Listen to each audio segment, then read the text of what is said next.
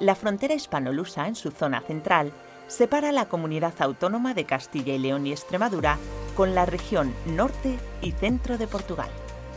Tiene una longitud de 765 kilómetros, 349 kilómetros Castilla y León y 416 kilómetros Extremadura.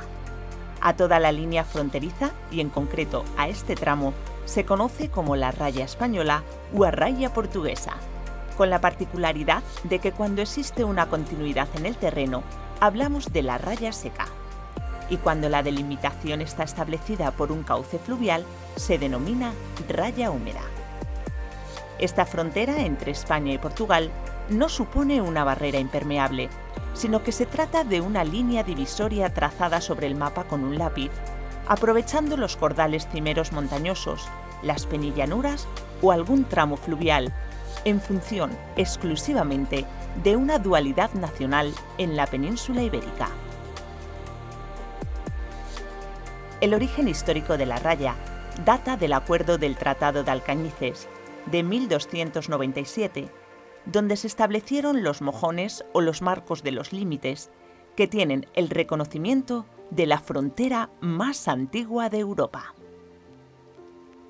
A un lado y al otro de la frontera se asientan los municipios y las freguesías rayanas. Pero el efecto frontera se extiende por una amplia zona a ambos lados de la línea divisoria, que comprenden las comarcas y los concellos rayanos. Esta franja transfronteriza forma parte de los territorios fronterizos interiores de la Unión Europea. A pesar de la lejanía de las áreas más desarrolladas, la zona fronteriza luso-española representa un medio rural vivo y con un diverso patrimonio territorial, paisajístico y cultural. La franja transfronteriza reúne una gran variedad de valores naturales representados por las formas geológicas, la biodiversidad de flora y fauna y las diferentes unidades paisajísticas. Al norte y al sur, en las sierras, las amplias matas de rebollo y pino comparten protagonismo con los lameiros y los sotos de castaños. En las penillanuras y terras frías, los campos cercados, las tierras centeneras y las dehesas conforman el paisaje, y en su borde, los hondones fluviales, donde las temperaturas son más benignas, están ocupados por los cultivos leñosos de viñedos, olivos y almendreras. Las fuertes pendientes de las laderas de los valles, conocidos como arribe, obligó a los labriegos a construir exiguos bancales con el fin de domesticar las empinadas cuestas. Estos arribes conforman una de las zonas más bellas de la península ibérica. Los ríos han erosionado durante millones de años estas tierras para formar unos desfiladeros únicos y que cada vez atraen más a turistas y amantes de la naturaleza. Una belleza que sobrecoge, que hace sentirse al visitante muy pequeño, al observar la verticalidad de los cortados o la grandiosidad de las modernas construcciones que modificaron el paisaje en el siglo pasado.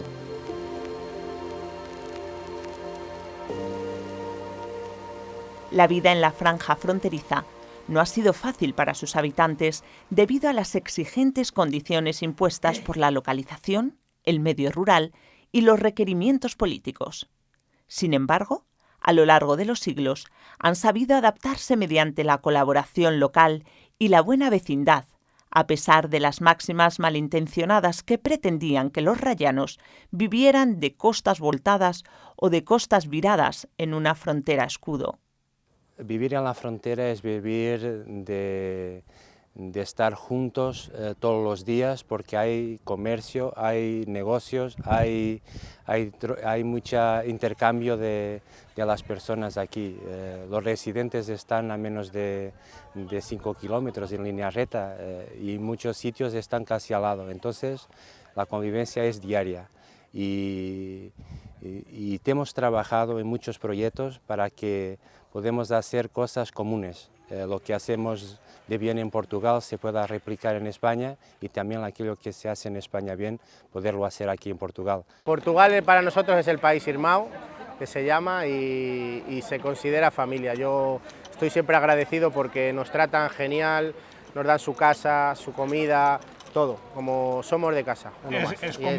Como ves, mitad de ellos que están aquí son españoles. Españoles y portugueses. De todos, Ciudad claro. Rodrigo y de otras aldeas. Claro, aquí hay 1, 2, 3 españoles, 4 españoles, 3 portugueses, otro portugués, todo Y es... todos se ayudan y todos van a la fiesta. Yo estoy enamorado de Portugal y de ellos. La convivencia en la raya funciona casi igual. Yo de aquello que me acuerdo era que cuando tenía que pasar la frontera, estaba ahí en la aduana, la policía, nos hacían algunas preguntas, pero pasaban ya de conocernos y pasábamos casi sin ser controlados. Pero sí había esa policía, ahora no lo hay. Y puedes entrar en todas las rutas que hay nuevas carreteras que hacen la ligación entre Portugal y España, y la convivencia continúa a ser igual. Hay algunas diferencias entre el modo de vida portugués y español, y es esa diferencia que muchas veces trae la forma de estar en conjuntos. Y me gusta estar con la gente y los amigos españoles, porque también tengo familia española, pasa mucho esto aquí en la frontera. Hay matrimonios de un lado de la frontera, el marido está casado con una portuguesa, viven en Portugal o viven en España, y esas relaciones son para nosotros importantes que se puedan continuar haciendo y van a seguir ocurriendo. Hay familias, ¿eh? Hay Yo tengo familia. familia en Valverde y otros aquí, andamos así. Yo, mi segundo apellido es portugués. Vieira es portugués. Tengo descendencia portuguesa de muchos antepasados, de mi abuela, por la parte de mi abuela, que descienden del Payo, otro pueblo rayano también. Hay mucho comercio, no es cooperación, es comercio. Ellos compran en España, nosotros en Portugal, hay mucho comercio. Lo bueno de Portugal lo compramos en España y viceversa. Sí, se va a las ferias, a las fiestas, intercomunicamos. El cierre férreo de la frontera durante años conllevó el desarrollo de una arriesgada economía de supervivencia basada en el contrabando. Las familias de los pueblos y aldeas arriesgaban sus vidas para autoconsumo de la casa y conseguir alguna ganancia. Por este motivo, también se llamó el contrabando dos pobres. Pero antes, cuando no se podía pasar, que estaba cerrada la frontera, pues lo que hacían, la relación que tenía era con el contrabando. Se conocían familias de aquí con las de allí, pero se conocían solo exclusivamente por el contrabando. Algunos pasaban a buscar el contrabando y quedaban a dormir en casa de los portugueses y al día siguiente volvían con el contrabando para acá. El cuñado mío, mi hermana, se comunicaba por mediación de carta con los portugueses. Para tal fecha queremos café, y entre ellos ya, al decir que tal día íbamos de noche y nos comunicábamos con la luz de un mechero de mecha. Como ya le habían mandado el aviso por carta, porque entonces no había teléfono, pues aparecíamos y ya se sabía el sitio de una vez para otra. Siempre era en el mismo sitio donde se pasaba. Y allí teníamos ya las maromas escondidas. Con una maroma se pasaba. Utilizaban el sistema lo llamaban en esta zona, sobre todo en la zona de Pinilla, la guinda, que era una soga fuerte, grande, que podía pasar hasta una persona. Pero a pasar la guinda pasaban con otra más delgadita, que se llamaba guindaleta. En la guinda iba el barzón. En el barzón podías atar cualquier cosa, es una pieza del yugo, podías atar cualquier peso que lo deslizabas perfectamente para el otro lado. Otros pasaban agarrados a un pellejo de vino hinchado, otros a una de leña. La mayoría, para disimular, pues no podías llevar un pellejo porque te veían los carabineros o los guardias y ya sabías a qué iban. Entonces lo que hacían era hacer un haz de leña, se agarraban él y cruzaban el río aprovechando las corrientes. Se les mandaba herramientas algunas veces cuando las pedían. Claro, nosotros lo que más era el café, el Palmera, que era la marca del paquete de medio kilo, era lo que se traía. Sí. Pero yo es que en la venta yo no intervenía. Yo iba como ganando un sueldo que me daban por la noche. Era así la cosa. Yo trabajaba para un hermano de un cuñado. 50 pesetas me pagaban una noche, que no las ganaba un obrero en 3 o 4 semanas. Y a mí se me hacía mucho dinero ganar y por eso me arriesgaba a ir de noche a hacerlo. Y es la jodida verdad, que yo no me gusta decir mentiras. Y me da la risa porque es de pena. Encima, casi. Una vez sí me llamó a mí la atención un guardia, pero dije, mire, de eso yo no entiendo, como la verdad que no era cosa mía. Yo era un mandado, porque era así, pero los demás, cuenta que ganaban mucho, ganarían triple de lo que me pagaban a mí, seguramente. Eso ya son cosas que no las sé. Y bueno, ese negocio ha seguido existiendo, porque si no era por aquí, era por otros lados también. El café había, bueno, si fuera aquí habría cuando ya hubo más, España con Portugal ya tenían más trato, abrían las fronteras aquí, ya íbamos, yo ya tenía coche por el año 71, ya compré yo coche. Y había más, pero el café a Portugal siempre ha sido una joya, como si dijéramos. Ha gustado siempre mucho el café portugués. Las excepcionales condiciones microclimáticas de estas tierras y la sabiduría transmitida de generación en generación han permitido a los campesinos ocupar las solanas con viñedos. El exiguo terrazgo dedicado al cultivo de la vid mediante bancales y en los tiempos pasados la filoxera provocaron que las producciones de vino no fueran cuantiosas, pero sí de excelente calidad. Prácticamente este pueblo ha vivido siempre de la venta del vino. Se han dedicado todo el mundo al vino y todos los derivados y todas las cosas que llevan, todo lo que va alrededor del vino.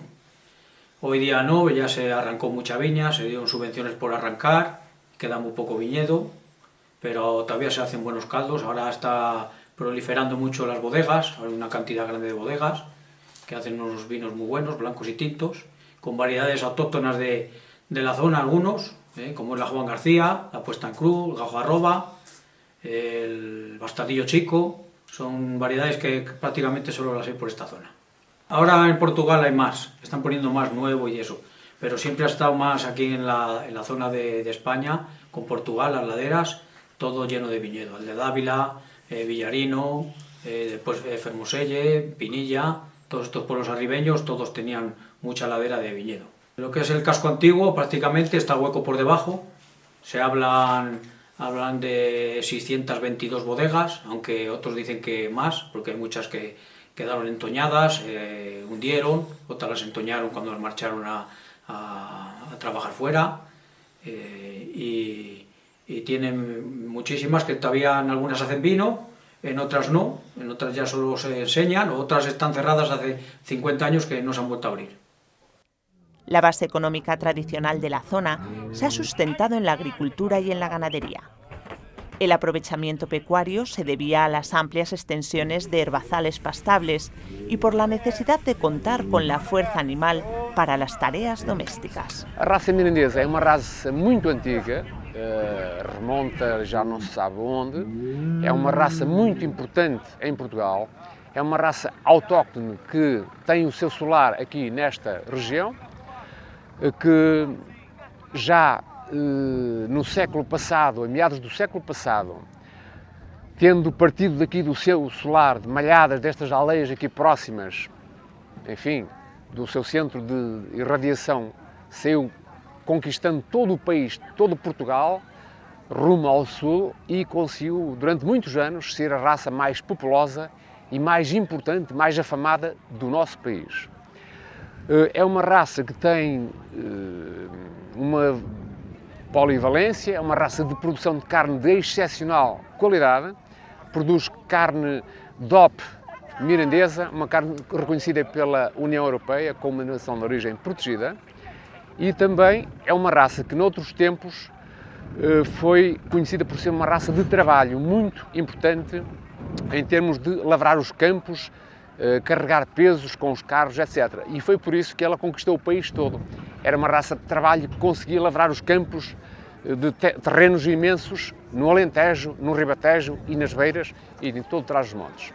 É uma raça que interessa preservar porque é muito importante para a riqueza local e também do ponto de vista da tradição e da cultura mirandesa.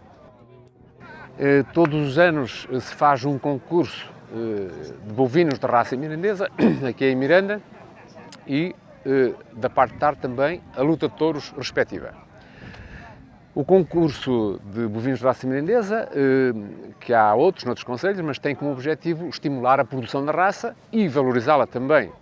E apurar, obviamente, os melhores exemplares para que os criadores saibam quais são as linhas orientadoras para que selecionem os animais de acordo com aquela genética que é pretendida, de acordo com os animais que ganham os primeiros lugares. Paralelamente, também se consegue meter algum rendimento extra aos agricultores, porque eles têm um ano difícil e aqueles que têm bons animais, bons exemplares, com estes prémios monetários, que há troféus e prémios monetários, conseguem também ter um rendimento extra, o que é também muito importante. Extraordinário, extraordinário, incrível, palmas, grande luta.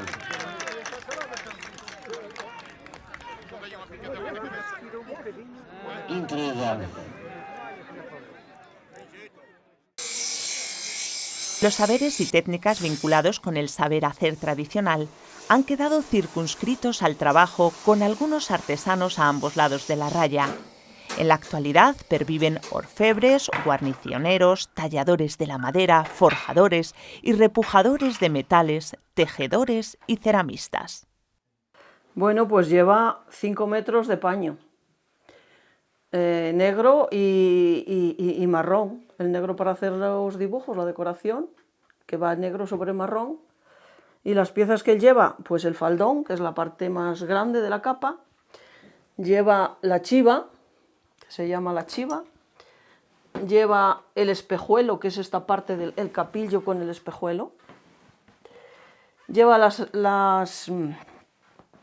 andillas, que son estas, las andillas. A esto le llaman las aguaderas, porque se supone que cuando la llevaban con el capillo, si llovía, pues el capillo caía y escurría el agua para abajo, para que no se mojara tanto. Los pastores la llevaban para protegerse del frío y de la lluvia. Y luego la llevaban en todos los eventos, para casarse, para ir a misa, para ir a una procesión, para ir a un funeral, para ir a una feria. Pues era, en general, el abrigo que tenían. Pues ahora para la procesión de Bercianos, alguna para la de Zamora y asociación de capa que hay, que la gente pues está volviendo a querer tener una capa antigua. Las portuguesas llevan dibujos más grandes, toda esta zona, toda esta parte de la capa es más larga, más grande. Llevan ahí a la parte de atrás también un trozo abierto con otro dibujo. Llevan también aquí unas vistas. Por aquí, por la delantera, toda esta delantera, llevan una vista. Y la de aquí, pues no llevaba ese dibujo. Eso es lo que se diferencia de la portuguesa. Y bueno, depende cómo sea la oveja, la lana, queda más claro, más oscuro, pero no está teñido ni nada.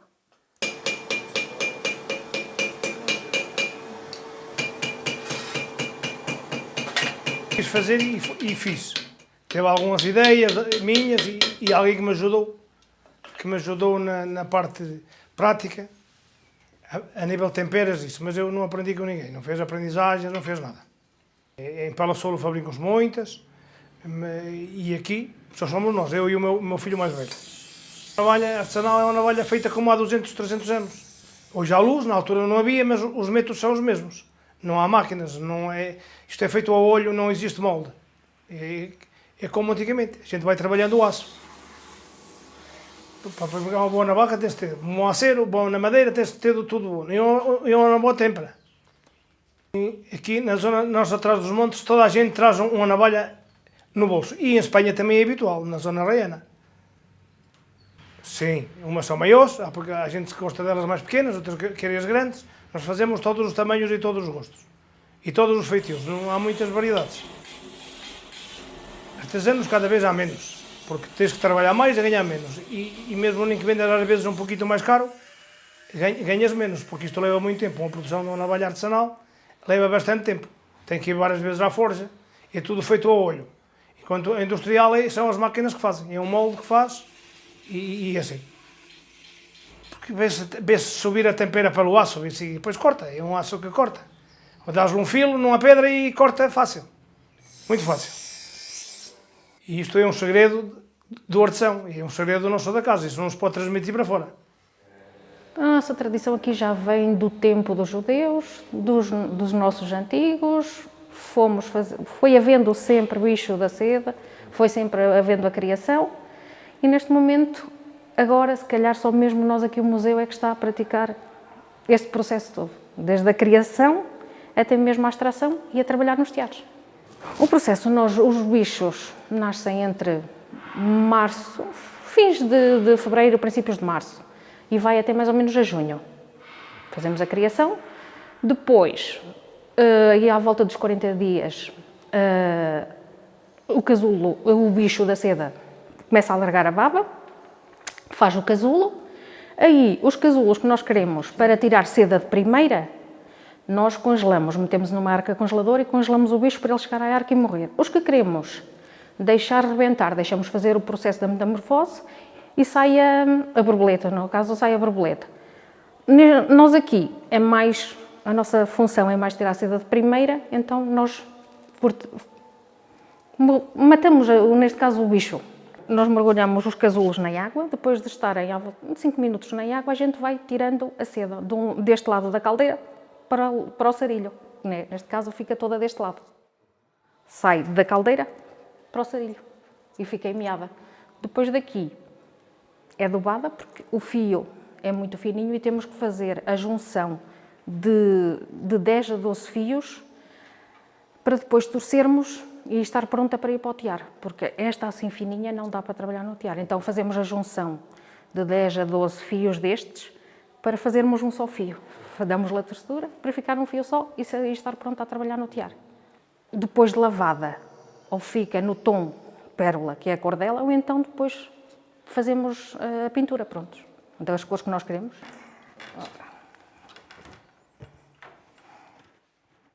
Aqui já temos o fio torcido no fuso, que é preciso fazer a torção do fio, para depois ser lavada e degomada, para ficar a seda pronta a trabalhar no tear. Agora estou a fazer uma carteira, daqui vai sair uma carteira, mas podemos fazer encharpes, lenços, gravatas, daqui pode o que nós quisermos, pronto, basta a nossa imaginação. Neste caso estou a utilizar a seda de segunda, que é dos casulos furados da borboleta, que faz também carteiras muito bonitas de senhora.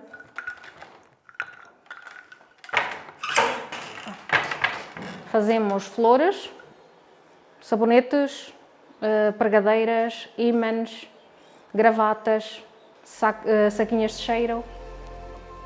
A lo largo de la raya aún se conservan una lengua oficial y varios subdialectos del asturleonés o falas. En un reducido número de municipios salmantinos se habla el rebollano o la parla del rebollal. La mezcla lingüística de la zona constituye una de las grandes herencias culturales transmitida de forma oral de padres a hijos. Como podéis ver, pues aquí en Peñaparda y también en los otros pueblos del Rebollal, para el Ramus Asina, es lo que se conoce como la parra del Rebollal o Rebollano, en castellano el habla del Rebollar, y pues es el muy manera que tenemos en el Rebollal de usar la lengua leonesa. Y es la lengua que hemos heredado de nuestros padres y los nuestros abuelos, y que ha ido pasando de padres a hijos, a nietos, etc.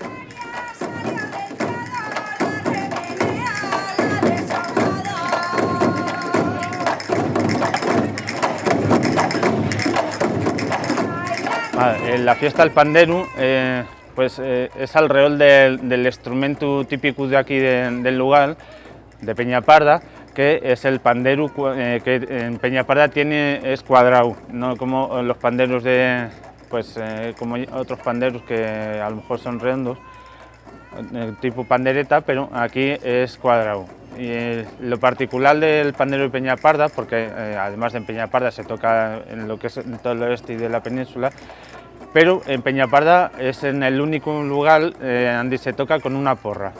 Pues el panderu está hecho de piel de cabra, que están montadas alrededor de un aro de madera y por dentro pues lleva, para que ruja, pues lleva unas cuerdas, lleva frejones, garbanzos, unas cascabelinas y bueno, pues normalmente es un instrumento que antaño nada más que tocaban las mujeres, ahora ya lo tocamos también los hombres, pero antaño tradicionalmente se tocaban nada más por las mujeres. Igual que pues, los tamborileros eran casi todos hombres, pues las pandereras eran casi todas mujeres. Mi abuela tocaba el pandero, mi madre tocaba el pandero y después pues he tenido yo que seguir tocando porque ya no había para tocar.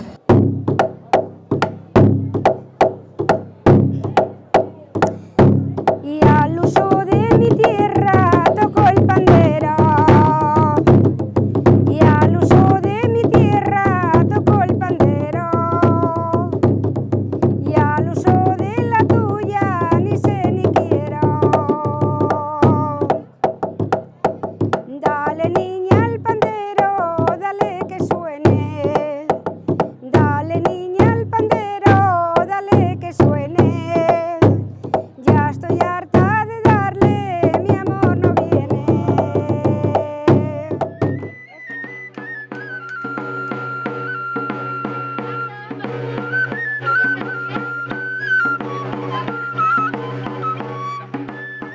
Bueno, pues este es el traje típico de Peñaparda que utilizamos pues, para el baile del charro. Era el traje que se utilizaba pues, en días de mucha fiesta y sobre todo lo que más destaca, diferente de otros, pues son las botas.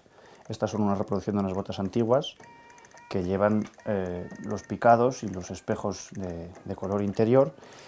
Y todos los trajes de esta época y de este estilo pues son siempre ropa muy ajustada y hecha siempre con materiales autóctonos, ¿no? De lino y de lana, y tejido todo en casa y hecho a mano. Y bueno, pues era una indumentaria que se procuraba reflejar bastante colorido y bastante riqueza porque es una indumentaria festiva. Y el traje de mujer de Peñaparda, pues lo que más destaca es sobre todo el plisado de las sayas, que también es una muestra de ser pues, un traje bastante arcaico, ¿no? Para reflejar mayor volumen. Y de nuevo pues son trajes siempre hechos de lino y de lana, todo tejido en el pueblo, todo hecho aquí, con muy pocas prendas compradas, ni muy poco hecho de los pañeros ni los sastres, ¿no? Todo se hacía prácticamente en casa y destaca sobre todo la diversidad de colorido y bueno, pues un poco la particularidad y la personalidad de cada una de ellas, ¿no? De reflejar sobre todo distinta decoración en las mantillas y en los mandillas.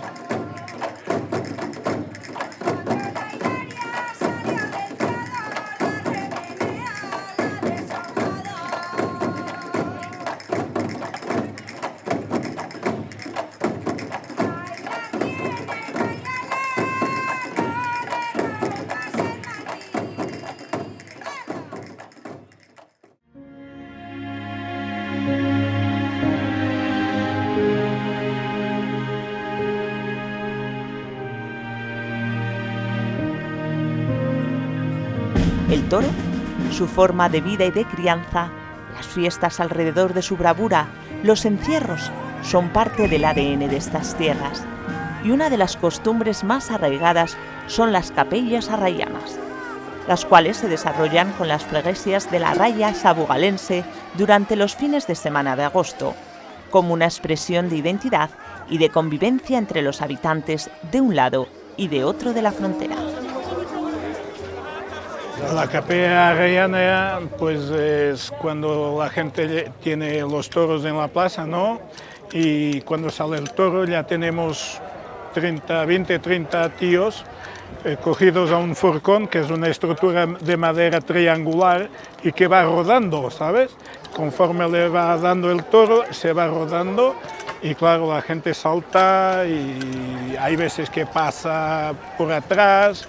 En vez de pararlo con un capote o con una muleta, se para con un forcón, con la estructura de madera. Esto en principio comenzó con las vacas y toros que huían de España y los chicos de acá hacían capellas con estructuras más rudimentarias, pero todo comenzó por toros y vacas que venían para acá y venían para los huertos y comían las huertas de las personas, pero la gente los empujaba y así se fue cogiendo un poco cómo se trata el toro, cómo se movimienta y cómo lo echamos fuera antiguamente, pero ahora es un arte, ¿sabes?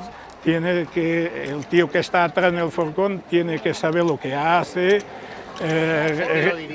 quién lo dirige, que es una persona con 2 metros de altura, 1,80 m, que tiene que ver por dónde va el toro, y ahí todo se hace así. Es una tradición que se ha convertido en una fiesta.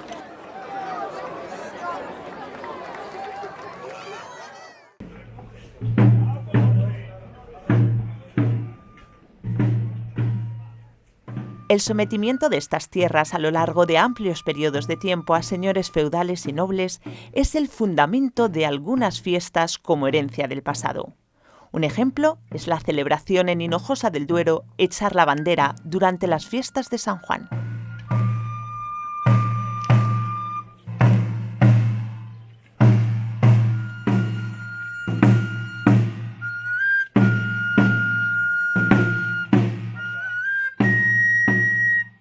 En el Cerro de San Pedro, aquí a mis espaldas, al fondo, pues ahí había un castillo.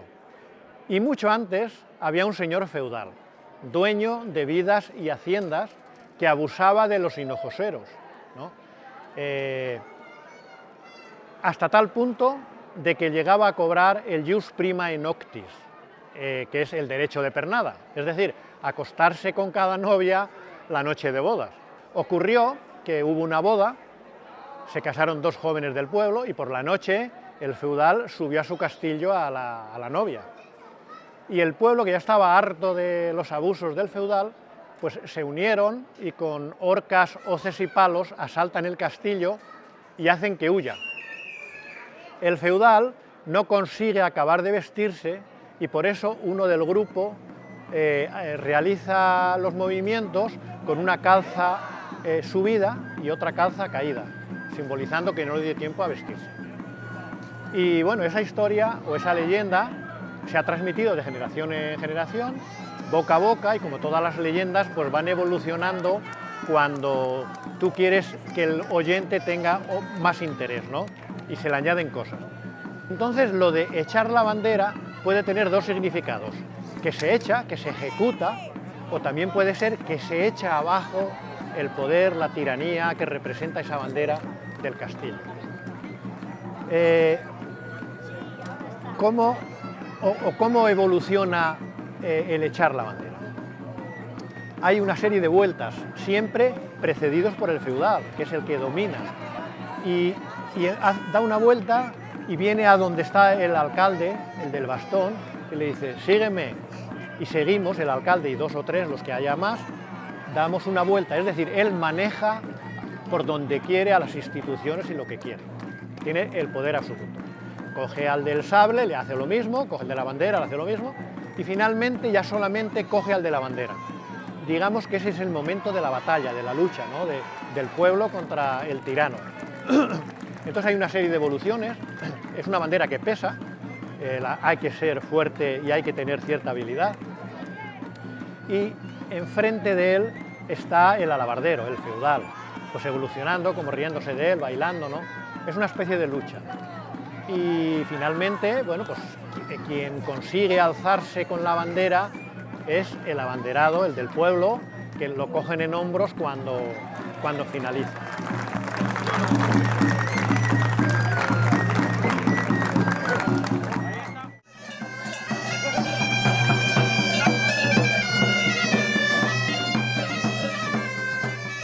En torno al solsticio de invierno se suceden las fiestas de Antruejo y Obisparras, a ambos lados de la frontera, donde se representa la lucha del bien contra el mal para alejar a los malos espíritus mediante personajes y vestimentas estrafalarias propias de cada lugar.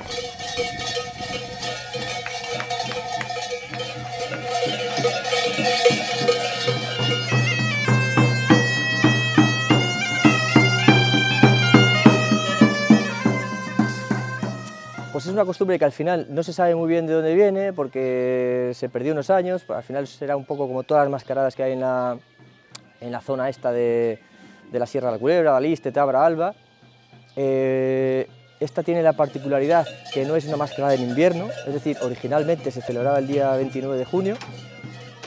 Ese día, a primera hora por la mañana, pues se limpiaban las fuentes, los mozos del pueblo, porque como iba a empezar la temporada de, digamos, la siega, pues esas fuentes tenían que estar limpias y era una forma de mantenerlas limpias. Y luego por la tarde se hacía lo que es el desfile, igual que lo hemos hecho, por ejemplo, en el día de hoy. Originalmente, como te digo, el 29 de junio, y que yo conozca es de las pocas mascaradas, o casi la única de la zona, que es en verano, no es una mascarada de invierno.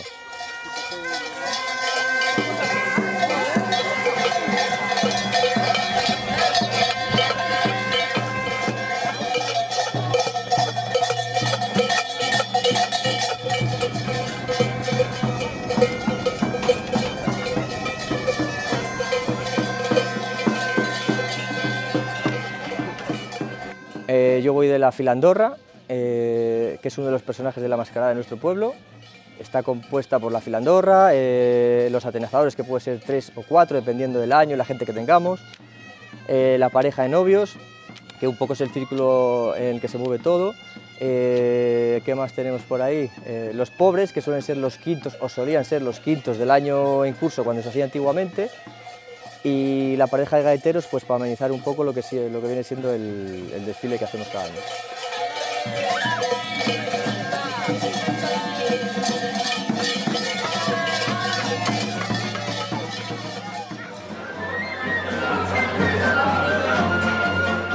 A finales de agosto, la villa de Almeida rememora con una recreación histórica desde comienzos de este nuevo siglo los acontecimientos acaecidos durante la tercera invasión de las tropas francesas, denominada el Cerco de Almeida, del 24 de julio al 28 de agosto de 1810.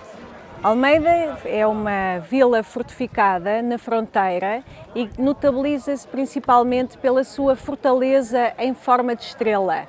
Tem 6 baluartes e 6 revelins e começou a construir-se esta grande fortaleza em 1644, embora a sua história seja mais recuada. Mas o que a notabiliza realmente são as suas muralhas de pedra em forma de estrela.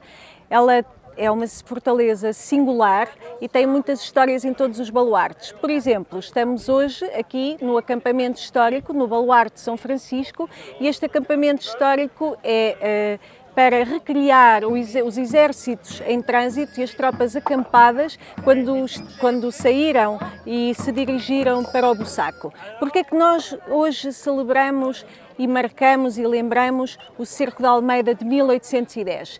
Porque a 15 de agosto, quando Macena mandou abrir aqui a primeira trincheira para comemorar o aniversário de Napoleão, cercou a Praça Forte. A 26 de agosto começaram os primeiros bombardeamentos, mas às 7 da tarde, por um infortúnio, uma bomba caiu no paiol principal da pólvora. Caindo no paiol principal da pólvora, o seu paiol principal foi pelos ares, juntamente com a Igreja Matriz, e Almeida, ao fim de 2 dias, visto que ficou muito destruída, teve que capitular.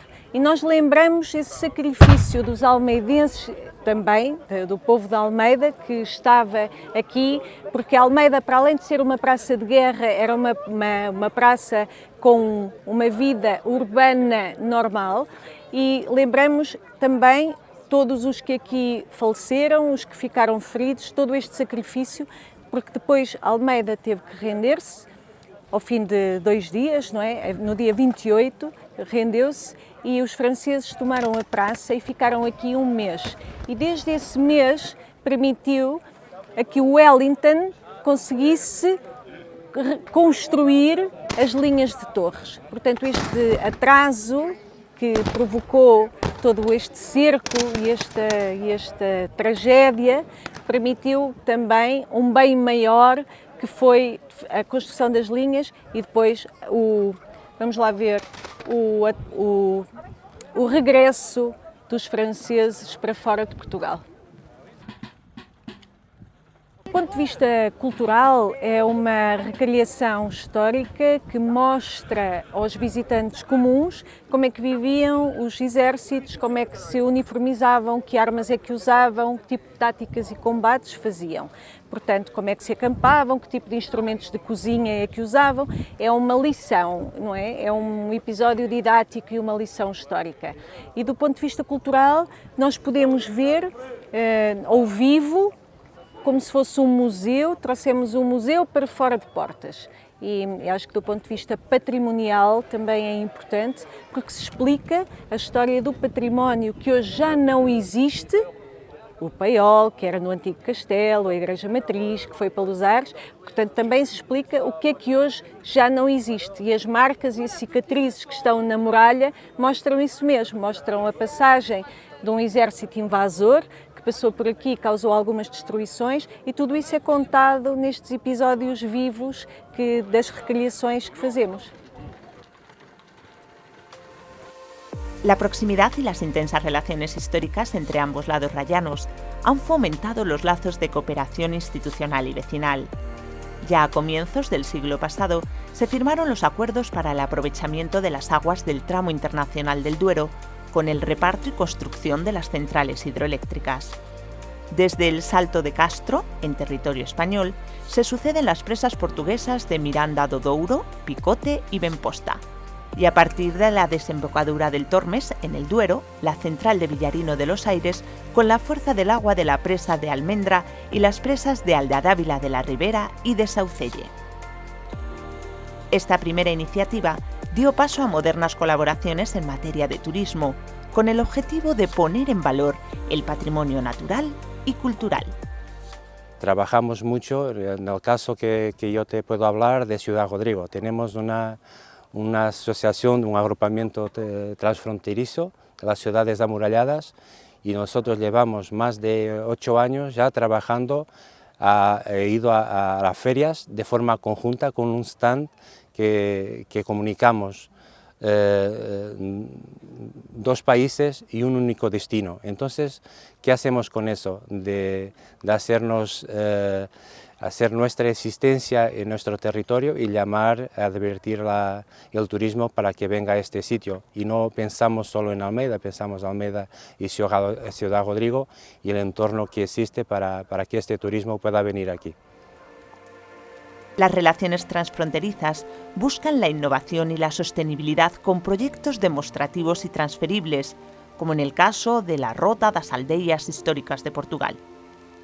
Las aldeas históricas es una marca importante en esta región. Almeida tiene 2 aldeas históricas, la vila de Almeida también es una aldea histórica, también tenemos Castelbón y tenemos Castelomendo como aldea histórica, Almeida y Castelomendo. Castelbón en la historia, que es importante hacerlo hasta de la frontera, porque la frontera era en el río Coa, y el río Coa ha sido en el reinado de Don Dinís, los acuerdos que hubo con España en esta altura, y ese producto que hacemos regional es importante para nosotros, y empieza a ser también importante replicarlo del lado de la frontera y hacerlo como un conjunto que podemos trabajar en ello.